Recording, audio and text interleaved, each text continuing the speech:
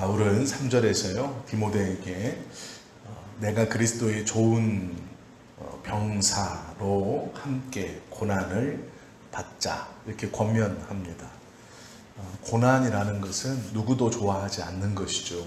고난은 평탄한 길, 즉 삶의 길을 걸어가면서 이렇게 생각하시면 됩니다. 목적지를 가고 있는데 판판하고 평탄한, 즉 걷기에 편하고 보기에도 경치가 좋은 그 길을 잘 걸어가고 있다가 그 길이 갑자기 울퉁불퉁해지고 보기에도 불편한 것들, 그런 것들을 눈으로 보고 또 그 불편한 길, 구불구불해지고 장애물이 있고 또 자신의 입고 있는 옷 이런 곳에 오물이 튀는 그러한 또 좋지 않은 냄새가 나는 그러한 길로 갑자기 바뀌어서 그 길을 가지 않고는 목적지로 갈 수 없는 상태. 그래서 목적지를 위해서 지금까지 좋은 길로 왔다가 그렇게 지금과는 반대가 되는 길을 꼭 가야만 하는 상태. 그것을 고난이라고 표현합니다. 꼭 가야만 하지만 가고 싶지 않은, 냄새도 보는 것도 또 묻는 것도 영 마음에 들지 않고 때로는 그것이 불편하고 또 그 불편함을 좀 넘어서 정말 싫고 어떤 이에게는 그것을 감당할 수 없는 그러한 상태가 고난입니다. 길에 비유하면 그렇습니다. 그런데 바울이 나의 영적인 아들이라고 말하면서 바울 스스로가 경험한 하나님의 나라와 하나님께서 바울에게 보여주신 그 놀라운 체험들, 신앙의 그런 정수들을 디모데에게 바울은 정성스럽게 그리고 굉장히 절제되었지만 깊은 문장으로 디모데 전서에서부터 하나하나 가르쳐 주었습니다. 그렇게 아끼고 조금 품고 있는 이 디모데에게 고난을 함께 받자 이렇게 말하는 거예요. 우리가 자녀들을 잘 키우는 이유 중 하나는 부모와 같이 살지 말라라는 게 큽니다. 나보다는 잘 살아야지. 내가 먹었던 것보다 내 자식들은 더 잘 먹었고, 내가 입고 컸던 것보다 내 자식들은 더 잘 입고, 더 좋은 것을 보고, 더 많은 것을 보고, 이것이 부모의 마음입니다. 내가 칙살나게 고생했으니까 너희도 고생해야 된다. 그런 부모는 아무도 없을 것이라 저는 확신합니다. 힘들고 어려운 것은 내 대에서 끝나고 너는 교육도 잘 받고 좋은 것들을 보고 좋은 생각들을 하고 좋은 것들을 배워서 보다 더 좋은 삶을 살아가라. 이것이 부모의 마음인데요. 그렇게 아끼는 디모데에게 그 고난을 받자. 내가 받았으니 너도 받고 같이 그 싫은 그 길을 가자. 이렇게 말하는 거거든요. 이것은 쉽지 않은 말이에요. 세상적인 부모의 마음을 갖고 있다면 할 수 없는 말입니다. 그런데 바울은 디모데를 진짜로 아끼기 때문에 이 말을 하는 거예요. 왜 그러냐면 고난을 받자라고 말하면서 그 고난 뒤에 있는 영광을 너도 받아야 한다라는 의미이기 때문에 그렇습니다. 바울이 디모데에게 고난을 받으라라고 말하는 것은 그 고난이 영광이기 때문이다라는 거예요. 고난이라고 우리가 말하고 살아가지만 그것이 우리의 영광이다라는 것이죠. 이 땅에서 하나님 앞에 영광을 받을 만한 일이 우리에겐 거의 없습니다. 하나님께서 우리에게 허락해 주신 것을 마음껏 누리고 살아가는 것, 우리가 그 누림을 통해 하나님께 영광을 돌릴 수 있을까요? 그렇지 않아요.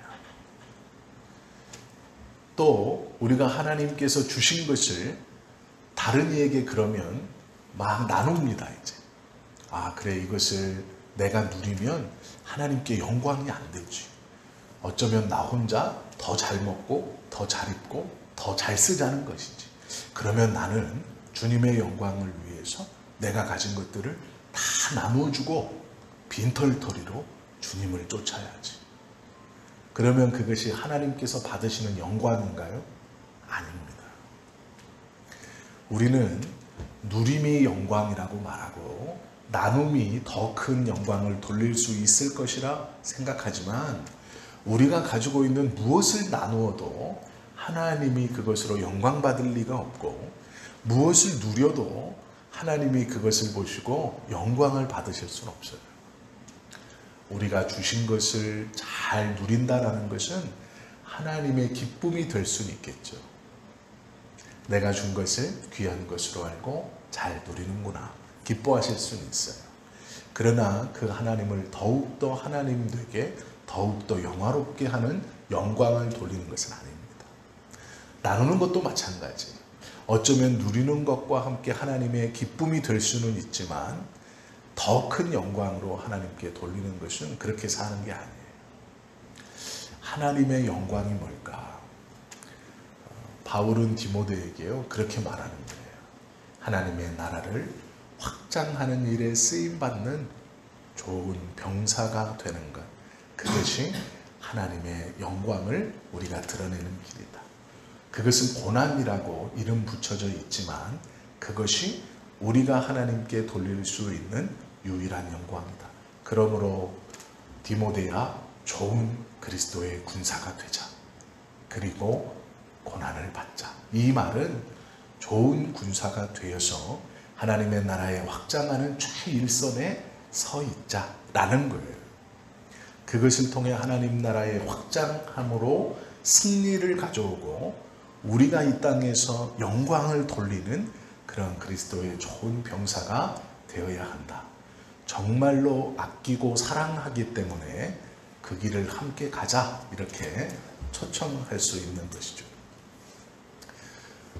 그리스도의 좋은 이 병사라는 것은요 무게중심이 병사에게 있는 게 아니고 그 병사를 고용한 사람에게 있습니다. 즉 그리스도의 좋은 병사는 그래 우리가 병사야 이게 중요하다는 게 아니고요. 우리가 고용된 즉 우리의 주인 내가 누구를 위해서 싸워야 하는가를 명확히 알아야 되는 거예요. 병사라는 것은 군복을 입고 훈련을 받고 그 훈련에 합당한 이 책임을 주기 위해 총을 주죠. 총을 딱 받았다는 것은 어떤 자격에 이르렀다는 거예요.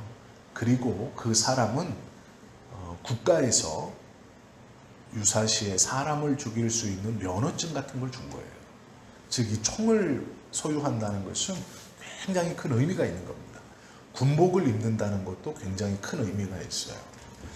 어떠한 사회적 혼란이 있을 때 군인들이 투입되어서 그 군복을 입고 요소요소에 바리케이트를 치고 지킨다는 것은 일반 사람들에게는 굉장한 안정감을 주는 일입니다. 그리고 군인들 스스로도 그 일에 굉장한 자부심을 가지고 있어요. 그리고 지급받은 총을 굉장히 소중하게 여기고 그것을 귀하게 다루어야 하는 것이죠. 사람의 생명을 끊을 수 있는 살상 무기이기 때문에 그래요. 그러면 이 군인이 나는 총도 받았고 훈련도 받았고 그래서 탈영해버리면 그도 군인은 군인이에요. 군복을 입고 있고 총도 가지고 있기 때문에 그렇죠. 그러나 진짜 군인이냐? 아닌 거예요. 군인이었었고 총도 있고 군복도 있고 머리도 탁 짧고 그러니 군인은 군인인데 탈영병이라고 말해요.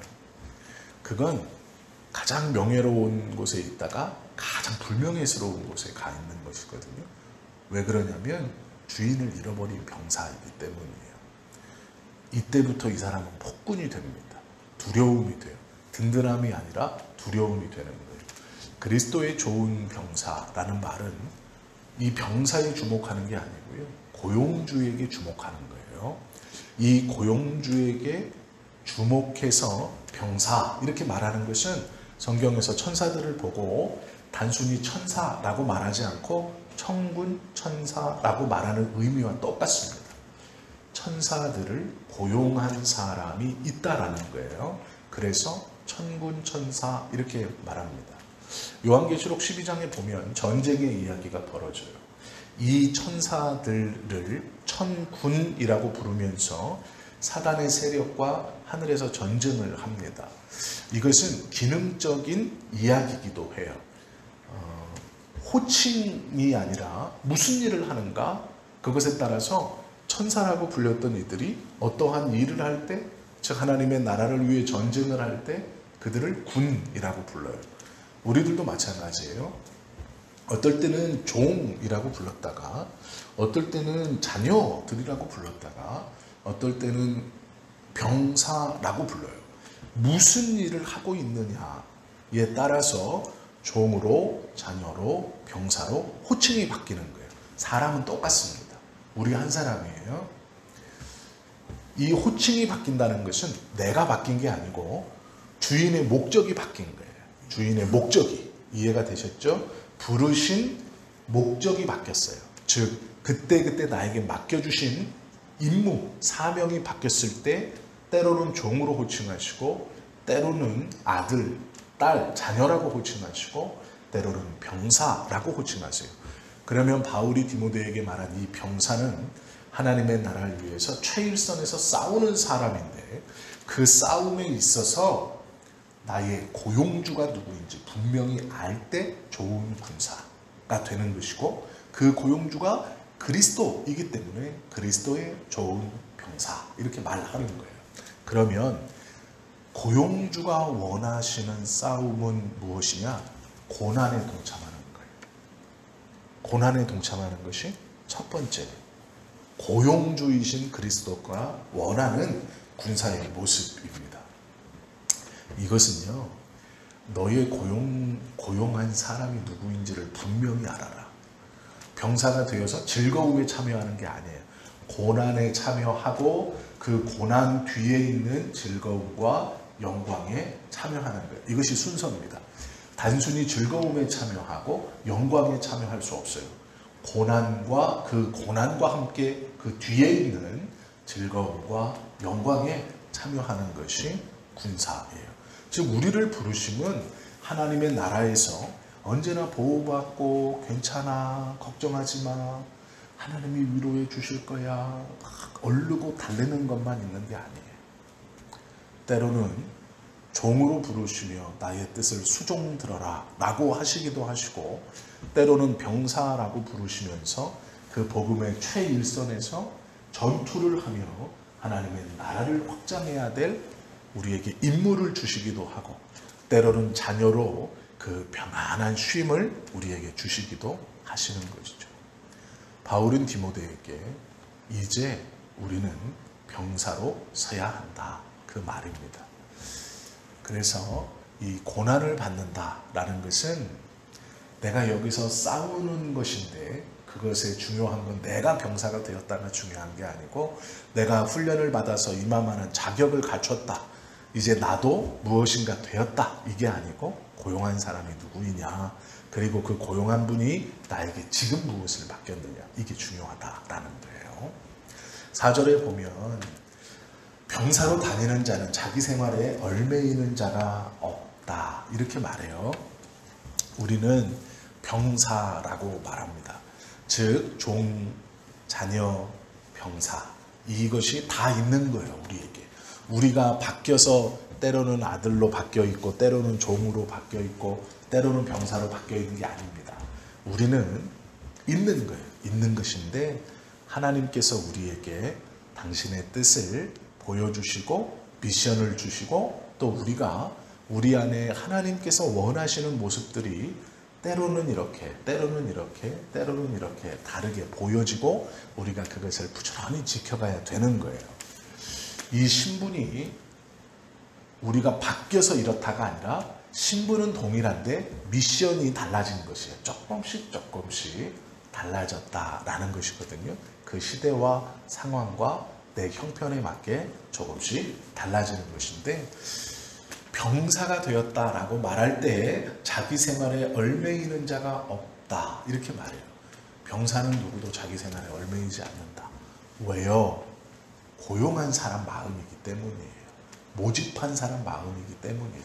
나를 통솔하는 사람이 중심이기 때문에 병사가 어떤 게 아니라 그분이 무엇이라고, 그분이 원하는 게 무엇이냐라는 것이 중요하다, 이러한 말입니다. 이것을 잘 이해하면 마태복음 6장에서 우리가 그렇게 좋아하는 말씀이 있어요. 너희는 먼저 그의 나라와 그의 의를 구하라. 그리하면 이 모든 것을 너희에게 더하시리라 라는 말씀이에요. 우리는 이것을요, 우리가 기도할 때 하나님의 교회를 위해서, 목회자를 위해서, 또 어떤 선교사님을 위해서 이런 것들을 생각해요. 그런 것들을 위해서 기도하면 하나님이 내 가정 책임져 주고, 내 자녀 책임져 주고, 내 사업도 책임져 주고, 내 먹을 것 입을 것 책임져 주실 거야. 틀린 말은 아니지만 100점은 아닙니다. 마태복음 6장에서 말씀하시는 너희는 먼저 그의 나라와 그의 의를 구하라 라는 말씀은 오늘 이 말씀을 잘 이해하면 100% 깨달을 수 있어요. 병사로 내가 아니라 나를 고용하신 분이 지금 내가 병사가 되기를 원하고 싸우기를 원해요. 이 고난의 싸움은 내가 싸우는 것이 아니고 나를 고용하신 분의 뜻에 맞춰 싸우는 거예요. 그리고 분명히 우리가 알 수 있는 것은 이 싸움은 고난이지만 그 고난 뒤에 기쁨과 영광이 있을 것을 믿는 거예요. 왜요? 나의 고용주 되신 분이 그리스도이고 그리스도가 총대장이 되셔서 일선에서 싸워주신다는 게 성경의 기록이고, 예수 그리스도가 대장 되어서 싸우시는 그 싸움에 패배란 있을 수 없기 때문이에요. 그러면 마태복음에서 우리에게 가르쳐 주시는 마태복음 6장의 이 말씀은 어떤 말씀이에요? 너희는 먼저 그의 의와 그의 나라와 그의 의를 구하라. 너희의 고용주가 누구이냐? 그분의 뜻이 무엇이냐라는 게 그게 중요하다. 그러면 고용하신 고용주가 병사들을 입히고 먹이고 훈련을 책임지는 것처럼 너희를 책임질 것이다 라는 거예요. 내가 하나님의 나라, 어떤 거룩한 것, 선교와 비전, 목회자, 교회, 물론 감사하고 좋은 일이지만 그것이 그의 나라와 그의 의가 아니라는 거예요. 그것이 물론 그것도 포함은 됩니다.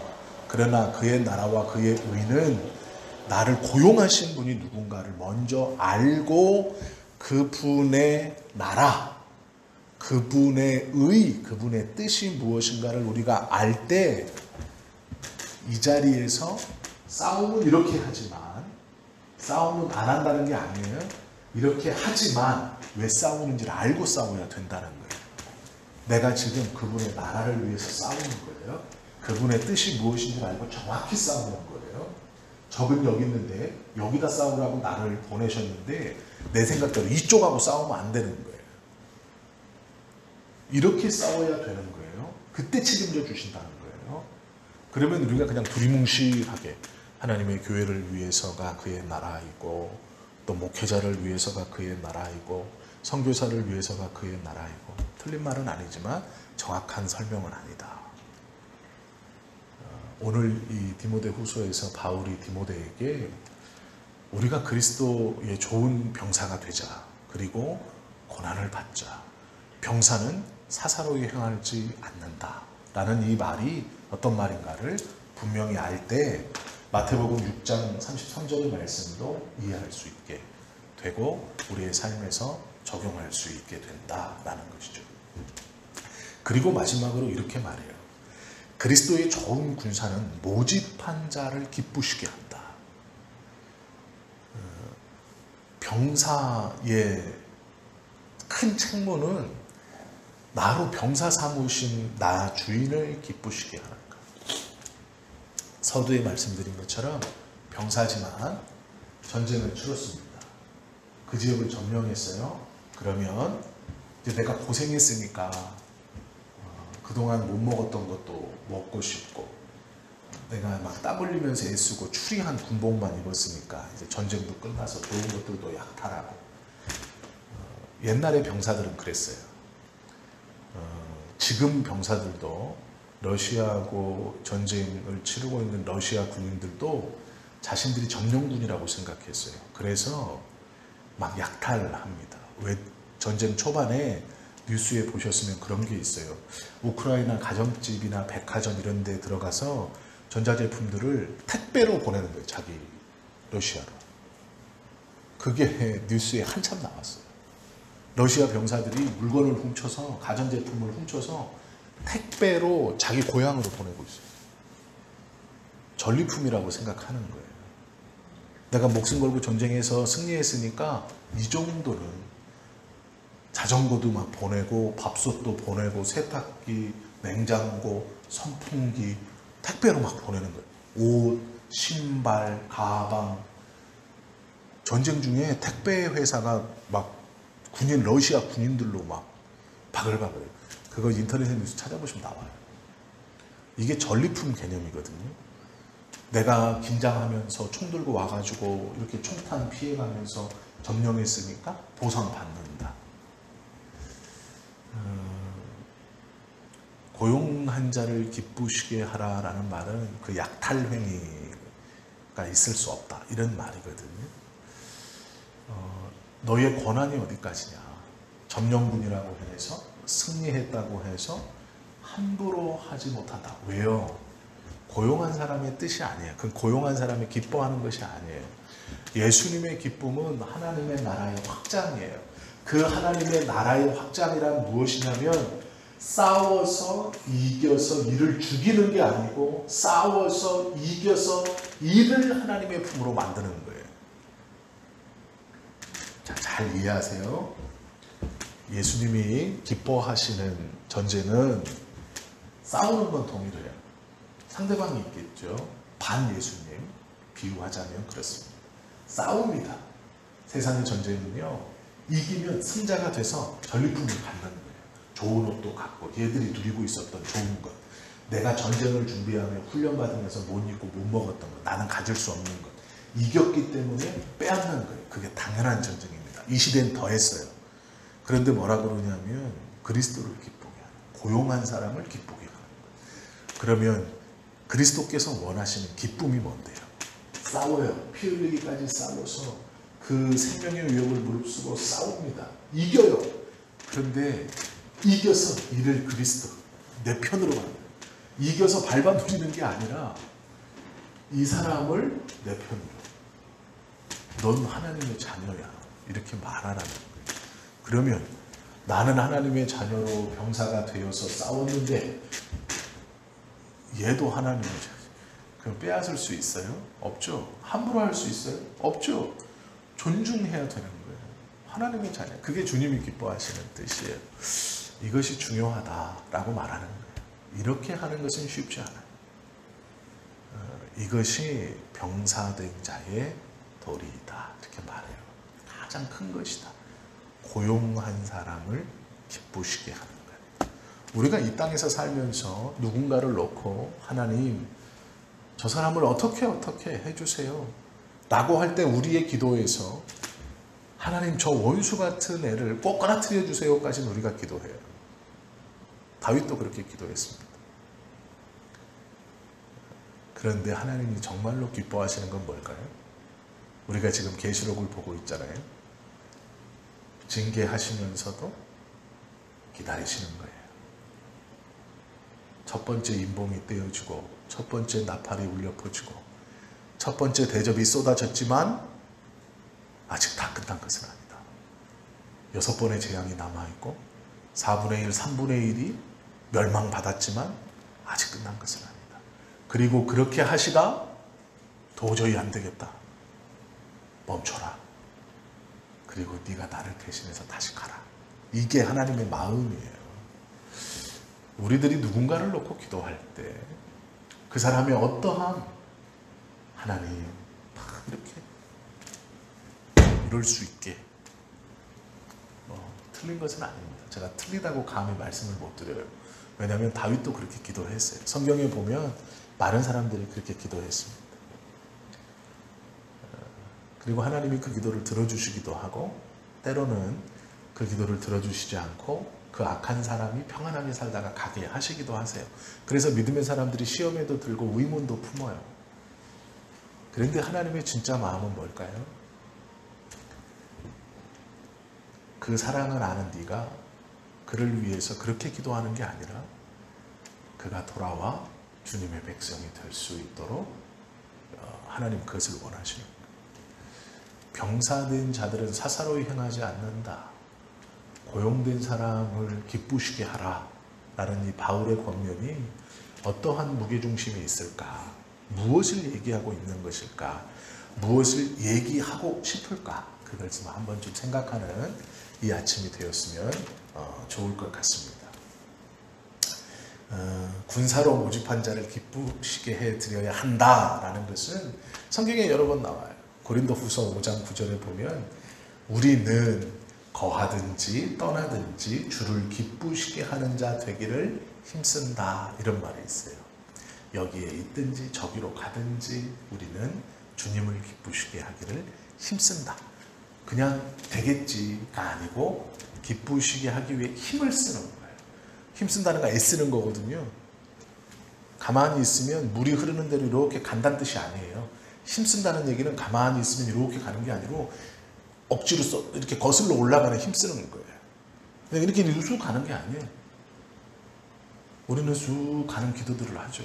아니에요. 우리의 감정과 반하고 내 생각과 반하는 기도로 올라가는 거예요. 거꾸로. 그게 힘쓰는 거예요. 그걸 주님이 기뻐하지.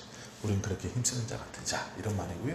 에베소서 5장 10절에도 보면 주께 기쁘시게 할 것이 무엇인가 시험하여 보라. 시험이라는 것도 테스트를 받는 거예요. 가만히 있으면 되는데 들어가는 거예요. 일부러. 시험을 하나님이 기뻐하시는 것이 무엇인가 이것이다 하고 가는 거예요. 이것도 거스르는 겁니다. 그냥 있으면 돼요. 그런데 억지로 가는 거예요. 히브리서 12장 28절에 보면 경건함과 두려움으로 하나님을 기쁘게 섬기라 라고 말하고 있어요. 가만히 있으면 주님이 기뻐하시는 삶이 아니에요. 우리의 감정대로 그냥 내가 그렇게 저 사람 기도하고 그냥 그렇게 원수같이 아니에요.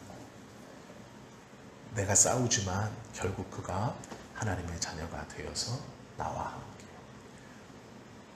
결국은 원수를 보호해주는 그러한 병사가 그리스도의 좋은 병사라는 거예요. 바울이 디모데에게 그것이 고난이다 이렇게 말하는 거예요. 쉽지 않기 때문에 그렇죠. 이것은 영적으로 성숙한 자들에게 하나님께서 부여해 주시는 굉장히 놀라운 직분이고 놀라운 미션입니다. 우리가 이것이 무엇인지 깨달았다고 해서 다 그렇게 할 수 없어요. 왜 그러냐면 우리의 수준이 다 다르기 때문이고 우리가 아직 하나님께서 보시기에 어떠한 상태인지 우리 스스로 알 수 없어요. 그러나 어느 날 그 명령이 떨어지면 우리는 그 명령에 순종하여서 힘쓰고 애쓰면서 우리의 생각들을 역행하며 하나님이 기뻐하시는 그 병사로서의 삶도 살아갈 날이 온다. 어쩌면 지금 그렇게 살아가야 할 때일지도 모른다라는 것이죠. 이것을 좀 기억하시고 오늘 하루 하나님의 말씀을 좀 묵상하면서 내가 받은 은혜들, 내가 지금 어떤 자리에 서야 하는가, 어떤 자세를 가지고 살아가야 하는가 고민해 보시는 이 아침이 되실 수 있기를 예수님의 이름으로 축원합니다. 기도하시겠습니다.